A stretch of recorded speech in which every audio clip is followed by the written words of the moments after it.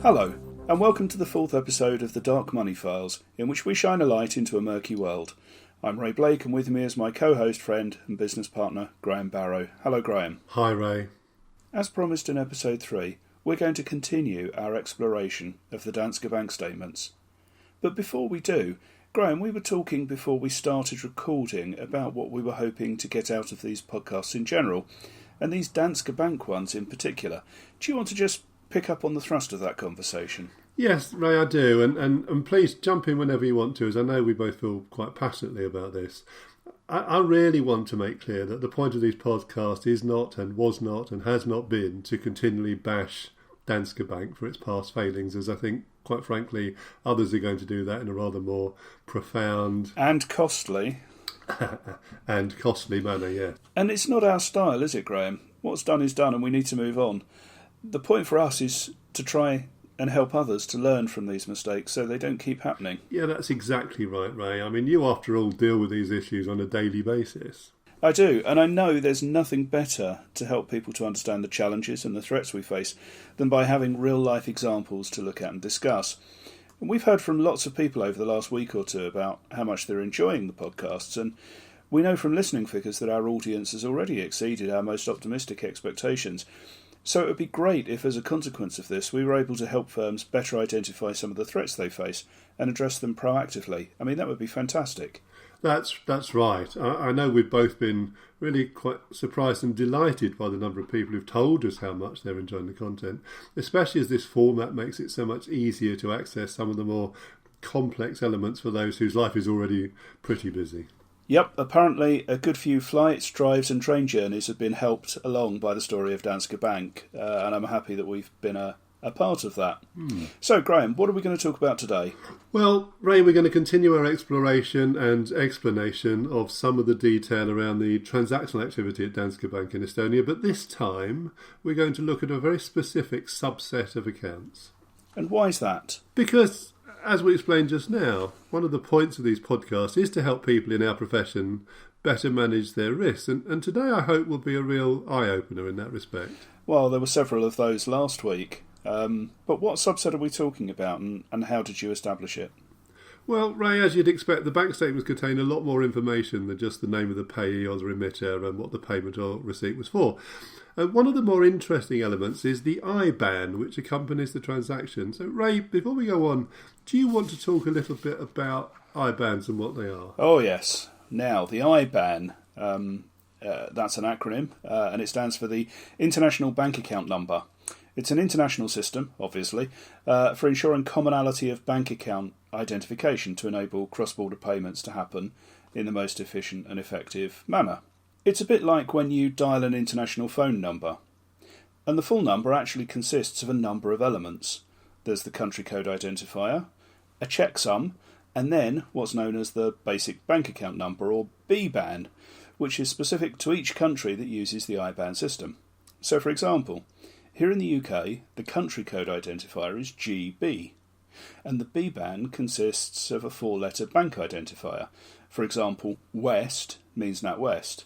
Then there's the receiving bank's sort code of 6 digits and the individual's account number of 8 digits.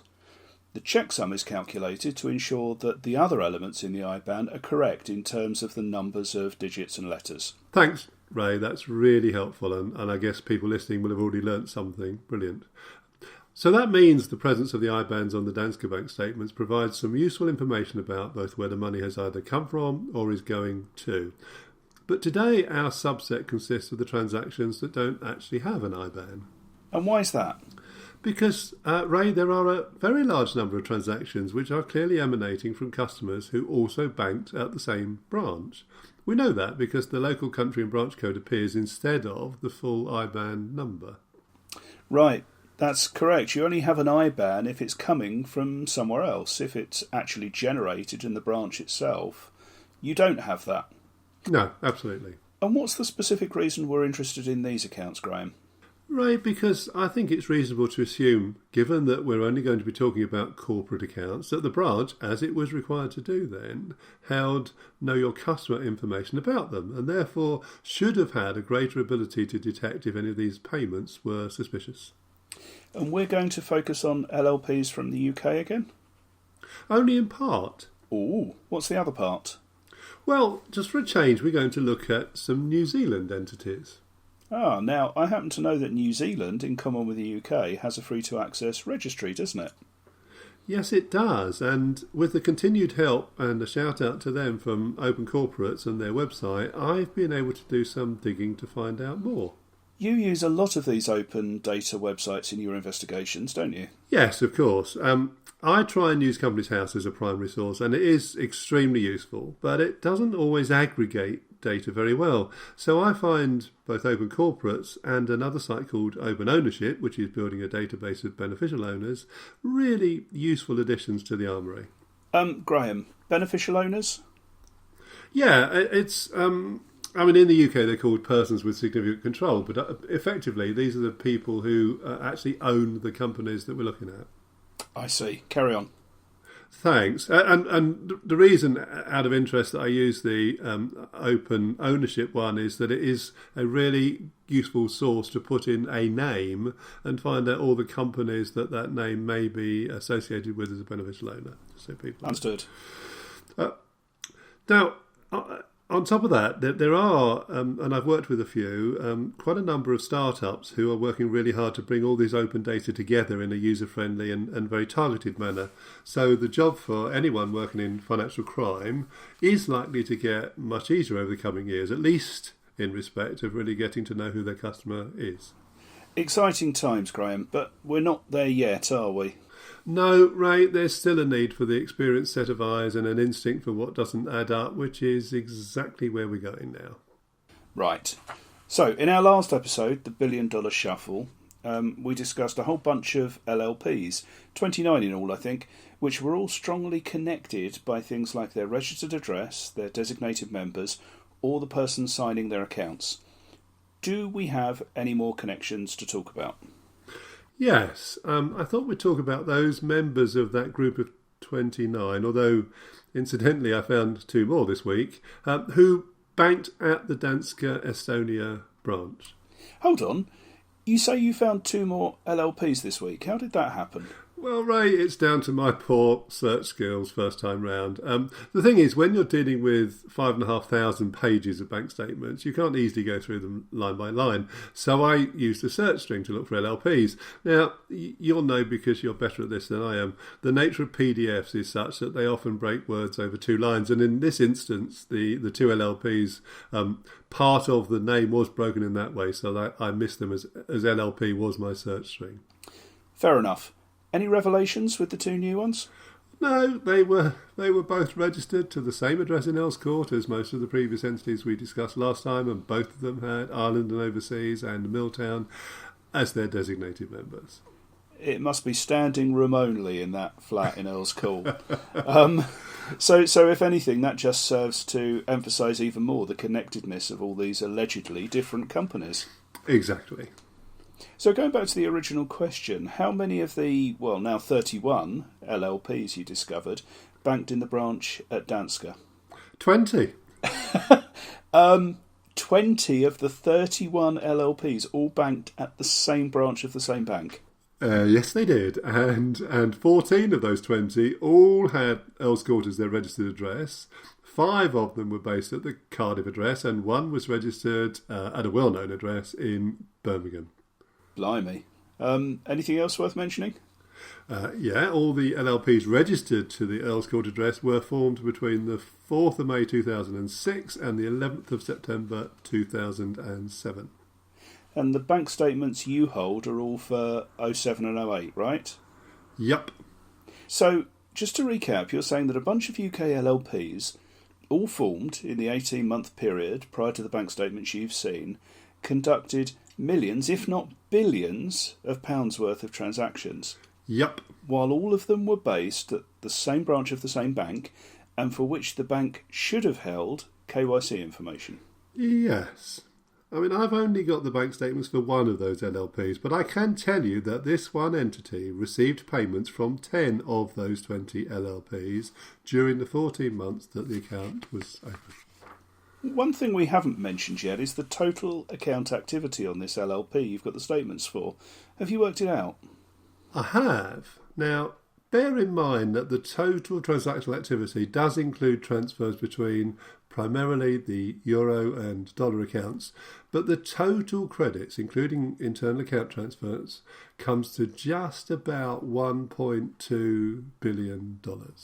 Okay, say that again. $1.2 billion? Yes. In 14 months? Yes. For a brand new company? Yes. Which had no internet presence whatsoever? Yes, although it does now. Oh, why is that? Because it's been linked to the Magnitsky money. Okay, now some people will get that reference, but if you don't, we are going to be doing an episode on the Magnitsky case, aren't we? Yes, and I think we should do that sooner rather than later. Okay, it's a fascinating story. Graham, in your estimation, what was the primary role for these LLPs? They were, Ray, definitely primarily for moving money about through the system. They were, if you like, stations on the tube map. But if you think of the tube or subway map, lots of stations are nodes in a network, so you can leave one line and join another. Yeah, anyone who's worked in the City of London will know that Bank Station is home to a number of different lines. If you include Monument Station, which is linked to it, theoretically, it's home to the Northern, Waterloo City, DLR, Central, District, and one more Circle lines, I think. Oh, good tube knowledge, Ray. Well, thank you very much. And in a way, that's how these accounts worked a lot of the time. So money would flow freely between them and others and would regularly be rerouted to try and obfuscate, and Ray, I love that word, the money trail. Do we have any idea how much went through them all?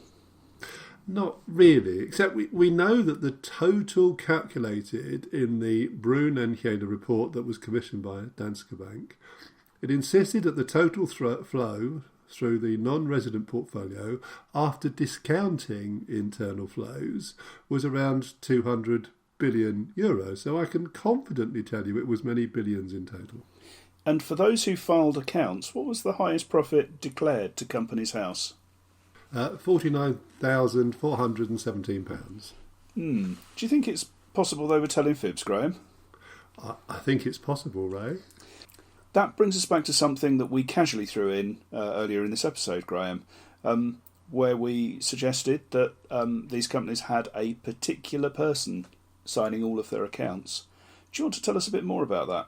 I can. His name is Ali Moulay, although he hasn't always been called that, and currently he's working as a dentist in Belgium. He isn't signing LLP accounts anymore, but during the time he was, I reckon he signed something like 20,000 sets of company accounts for companies based mainly in addresses like the Earls Court and Cardiff ones, addresses that were home to many, many obscure companies that, despite that obscurity, handled many millions or almost certainly billions of dollars, often sharing that money backward and forward between each other. A dentist in Belgium?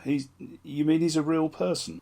Yes, he is, although I first encountered him as just a signature, one I kept seeing again and again in my research at Companies House, attached to accounts that I knew were false, because I'd also seen what these companies were doing through their bank statements. So how do you know he's a real person? Oh, because I was part of a team who tracked him down and confronted him in person. That would make a fascinating episode of the podcast, Graham. Oh yes, we'll definitely do an Ali Moulay episode, Ray. Shall we move on to the New Zealand companies? It would be nice to have a rest from the sorry tale of UK LLPs. Well, Ray, I can give you a rest, but I'm not sure the tale is any the less sorry. Oh dear, what do we know? Well, I identified 11 New Zealand companies which either sent or received money through the UK LLP, for which I have the statements, and very often they did both. Now, there are undoubtedly many more in the other 5 accounts, but I think this one example will serve to illustrate the issue quite well. And did you find any commonalities between these New Zealand companies? Yes, Ray, I did. For example? Well, 10 of those 11 companies were all registered to the same address. No. Yep. And the 11th one? Different address, but the director of the company is also director of a bunch of UK limited companies registered at the same address in Birmingham that the LLP I mentioned earlier is. And which is already more crowded than it really ought to be. It's very crowded. Anything else? Yes, they were all formed between October 2006 and July 2008, and 4 of them, in fact, were formed on the very same day, the 27th of June 2007. That's after the takeover of Sampo by Danske. Yep. Now, isn't that about when all of these LLPs in Earl's Court and the Nail Bar in Cardiff were also being formed? It is, Ray, and actually I'm, just to throw a bit of a curveball in here, I'm currently working on a bit of research which hopefully will nail down completely the connections between these two sets of companies. Now, at the very least, this suggests that the people behind these companies were pretty confident that they were going to be able to continue to use this route as their preferred vehicle for moving the money around prior to reintroducing it to the real economy. They were going to be shuffling using these entities before the deal. That's absolutely right. Did you do some analysis on these entities? On some of them, yes. And what did you learn? Well, I did a detailed analysis on 3. One, which also features strongly in the reporting on the Magnitsky affair, had a very, very interesting transaction history. Go on. Well, in the statement for the UK LLP I looked at, it transacted in both dollars and euros. The total paid to this company in euros was just under 4 million. The dollar account was rather more interesting. Why? Because it both paid money in and received money back. Oh, now, we spoke about this in the last episode. It's not normal business practice to both pay to and receive from the same company on a regular basis if you're running a conventional business. Did the statement say what the payments were for? Yes, they did. The payments to the company were for electronic techniques, and the receipts from the company were for equipment. Right. That doesn't actually make any sense. How much were the total flows? Well, the dollar payments to the company came to a little under $8 million, and payments received from them came to just over $17 million. Right, okay.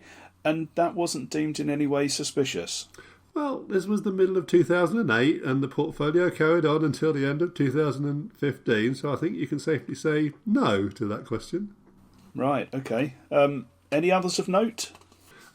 Yes, another New Zealand account pretty much only received money, but it was quite a lot, about $25 million in the space of a few months, and that was for electronic techniques, of course.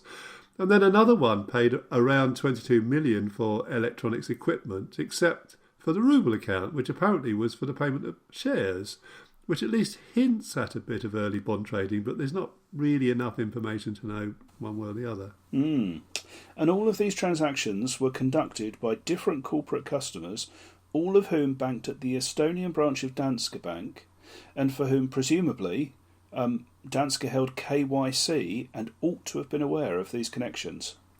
Yes.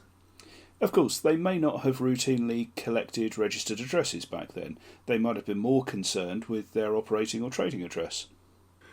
Yes, they might well have done, but it clearly shows you how important it is to gather all the relevant information about a client and also to make sure your systems allow you to track ownership and directorships. We've talked about owners and registered addresses, but we haven't mentioned directors yet. Anything interesting there? Yep, across all of the New Zealand companies there were only 3 directors, and all of them were from Latvia. Wow. Now that brings me back to something you said at the beginning of the podcast. Of the 31 UK LLPs, you said that 20 of them banked in Danske Estonia. Do we know where the others banked? Well, yes, thanks to the IBANs. So 8 of them were in Latvia, 2 were in Lithuania, and 1 was in the Czech Republic. I don't think I'm going to say any more than that right now because it could prejudice ongoing investigations. Fair enough, but we do know that a lot has happened in Latvia lately, not least the closing down of one Latvian bank and the rebranding of another. Yes, and we also know that the Latvians have been closing down their non-resident accounts and banning the use of shell companies. So I think it's fair to say that some progress, albeit belatedly, is being made. So where do we go from here then? Ray, I think we should finish off this look at the Danske statements with the deal, the final destination of some of this money and what it was used for. As you know, I can't name names, but I think we can give our listeners a flavour of where some of it at least ended up. I'm looking forward to it. Thank you for listening to this episode of the Dark Money Files. We hope you enjoyed it. If you would like to listen to future episodes, please subscribe through iTunes, Spotify, or your normal podcast provider. Thanks.